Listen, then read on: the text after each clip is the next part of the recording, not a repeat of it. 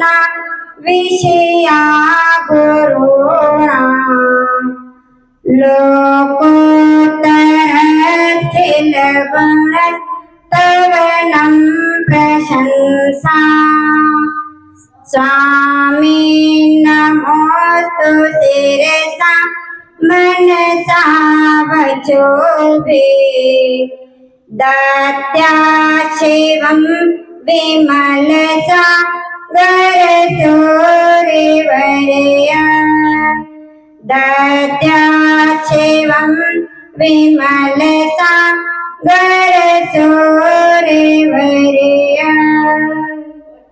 गुरुवा पातु नो नित्यम् ज्ञान दर्शन नायका चारित्राण गंभीरा मोक्ष मार्गोपदेशिका मोक्ष मार्गोपदेशिका जीवन अनंतानंद सिद्ध परमेश की भगवान की देवादिदेव आदिनाथ भगवान की परम पूज्य गुरुनाथ गुरु आचार्य श्री मोहम्मद महाराज की परम पूज्य तपस्वी समय आचार्य श्री सरस्वती सागर जी महाराज की परम पूज्य बुद्धेश्वर के भस्माचार्य भारत गणाचार्य गुरुवार श्री विराट सागर जी महाराज की परम पूज्य पट्ट समाचार्य आचार्य श्री विशुद्ध सागर जी महाराज की परम पूज्य श्रवणी आरिका पात्र नित्य श्री माता जी की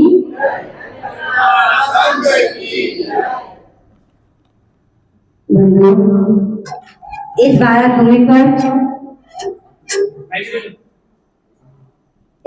भूमि पर अनेक अनेक संत हुए जिनमें एक पूज्य आचार्य सारथी महाराज हुए जिनके नाम से दुनिया का कोई व्यक्ति अछूता नहीं होगा।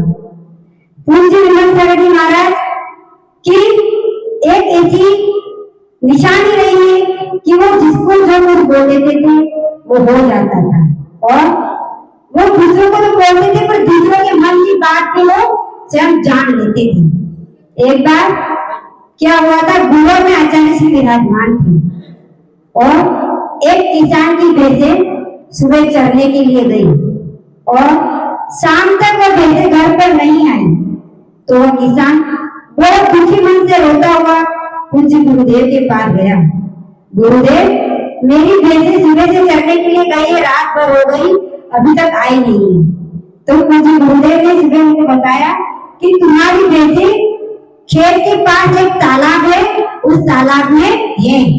तो किसान ने कहा कि गुरुदेव, मैं कल दिन भर से वहीं पे था, वहीं देख रहा था, रात को भी मैं देखने के लिए गया था, लेकिन मेरी भैंसे वहां पर नहीं मिली। पूज्य गुरुदेव ने कहा कि एक बार और जाके देखो, मैं बोल रहा हूँ तुम्हारी भैंसे उसी तालाब में लोट हो रही है, वहीं पे मिलेगी। उसने किसान ने गुरुदेव की बात को मान लिया और क्या किया, उसने उस खेत पर चला गया जहाँ तालाब के किनारे खेत था। तालाब के पास जाकर देखा तो उसने उसकी भैंसे वहां पे तालाब में नहाती हुई दिखाई दी। वो अपनी भैंसे मिल गई। तो पूज्य गुरुदेव ऐसे निमित्त ज्ञानी थे कि दूसरों के मन की बात भी बता देते थे। एक बार बच्चों की स्कूल की परीक्षा होनी थी तो बच्चे पूज्य गुरुदेव का आशीर्वाद देने के लिए आए कि गुरुदेव, हमारा आज पेपर है, आप आशीर्वाद दीजिए, हमारा पेपर अच्छा चला जाए। तो गुरुदेव ने कहा कि आपकी पुस्तक दीजिए, आप कौन सा पेपर है। तो बच्चों ने अपनी पुस्तक निकाल के पूज्य आचार्य मोहम्मद सारथी महाराज के हाथ में दे दी और पूज्य गुरुदेव ने पुस्तक को खोल के देखा और क्या किया, प्रश्नों के ऊपर उन्हें निशान लगा दिए। ये प्रश्न एक बार आप पढ़ लो और आप पास हो जाओगे। बंधुओं, ऐसा ही हुआ। पूज्य गुरुदेव ने जो क्वेश्चन में निशान लगाए थे वही प्रश्न उन बच्चों के पेपर में आए और सब बच्चे पास हो गए। और गुरुदेव से आशीर्वाद देने को है कि ये गुरुदेव धन्य है आपका निमित्त ज्ञान और आपका चमत्कार। जो आपने प्रश्न दिए थे वही हमारे पेपर में आए और वही हमने सब क्वेश्चन सही कर दिए। एक बार क्या होता है, धन्यवाद में पूज्य आचार्य भगवान विराजमान थे। धन्यवाद आपके पास में वहां पर आचार्य से विराजमान थे। आहार की बेला में उन्हें विधि कड़क लेके निकले थे, क्योंकि निमित्त ज्ञानी थे, उस कड़क विधि लेके निकलते थे। तो उन्होंने एक बार धन्यवाद में ऐसी विधि हुई कि एक गाय के सींग में दूध लगता होगा तो मेरी विधि मिलेगी, तो मैं आहार करूंगा। एक दिन हो गए, 2 दिन हो गए, विधि नहीं मिली। एक बार क्या होता है, एक किराना की दुकान पे एक गाय कुछ खाने के लिए गई, अनाज खाने के लिए, तो वहां पे गुड़ की ढेली रखी हुई थी। अब वो गुड़ की ढेली अनाज खाने के लिए गई, तो गुड़ की ढेली में उसका सींग क्या हो गया, फंस गया। तो उसकी सींग में क्या आ गया, गुड़ की ढेली आ गई।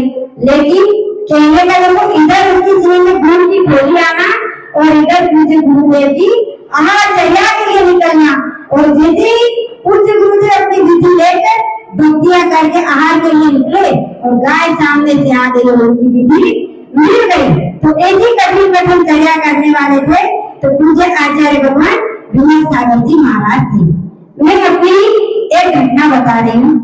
जब मेवाड़िया में 2010 में हम लोग पूज्य आचार्य भगवान विराट सागर जी महाराज के साथ में चातुर्मास हो रहा था, वहां पर हमारी दीक्षा हुई 2 महीने हुए थे और हमें इच्छा थी कि हमें 16 कारण के 32 उपवास करने हैं। हमने पूज्य गुरुवर से कहा, जब आचार्य महाराज यहाँ है तो शिखर जी में, तो हमने पूज्य आचार्य भगवान से कहा कि गुरुदेव, हमारे को 32 उपवास करने की बहुत भावना है, लेकिन शरीर में शक्ति नहीं, अभी दीक्षा हुई, कैसे कर पाएंगे। गुरुदेव ने कहा, इतना बड़ा व्रत और इतनी जल्दी दीक्षा के तुरंत बाद नहीं कर सकोगे। उसी दिन रात को आचार्य भगवान विनोद सागर जी महाराज मुझे सपने में आए और उन्होंने कहा, क्यों विराट सागर, तुम क्यों मना कर रहे हो कि 32 उपवास करने की भावना है। तो गुरुदेव ने कहा, विनोद सागर जी महाराज ने, बेटा वो बेटा ही करके बोलते थे, किसी को भी बोलते थे, चाहे बुढ़ा हो, चाहे बच्चा हो, चाहे जवान हो, किसी को हर बार को बोलते बेटा। तो बेटा, तुम्हें उपवास करने की भावना है, लेकिन एक बात ध्यान रखना, एक एक करके उपवास बढ़ाना, एक साथ मत देना। मैंने कहा, जी गुरुदेव, आप जो आज्ञा कर तो वही करूंगी। सुबह दूसरे दिन मैंने उठकर पूज्य आचार्य जी को कहा कि आचार्य जी, आपने उपवास के लिए मुझे मना बोला, लेकिन पूज्य दादा गुरु मेरे सपने में आए और उन्होंने कहा कि तुम उपवास करो, लेकिन एक एक करना, पूरा एक साथ नहीं होगा। गुरुदेव ने कहा कि मेरे गुरुदेव ने तुम्हें इतना बड़ा आशीर्वाद दिया है, तो फिर मैं पीछे क्यों हूँ। तो गुरुदेव ने कहा, आचार्य विराट सागर जी महाराज ने कहा कि ठीक है, आपकी भावना है तो आप 32 उपवास करना, लेकिन किसी से ज्यादा कुछ बात नहीं करना और हल्ला नहीं करना, ज्यादा प्रचार मत करना। मैंने कहा, ठीक है आचार्य श्री गुरुदेव, आपकी जो आज्ञा होगी वही मैं करूंगी। और जब मेरे शक्ति भी नहीं थी, फिर भी मैंने 32 उपवास, खाली 32 दिन में 5 दिन पानी लेकर के वह 32 उपवास का पाना पूज्य गुरुवर आचार्य विनोद सागर जी महाराज के निमित्त से हुआ था। ऐसे पूज्य आचार्य भगवान की आज 110वीं जन्म जयंती है। जन्म जयंती पर हम आपको क्या दे सकते हैं। आग लगी आकाश में, झरझर जले अंगार, आग लगी आकाश में, झरझर जले अंगार, संत हो गए संसार में तो जल जाता संसार।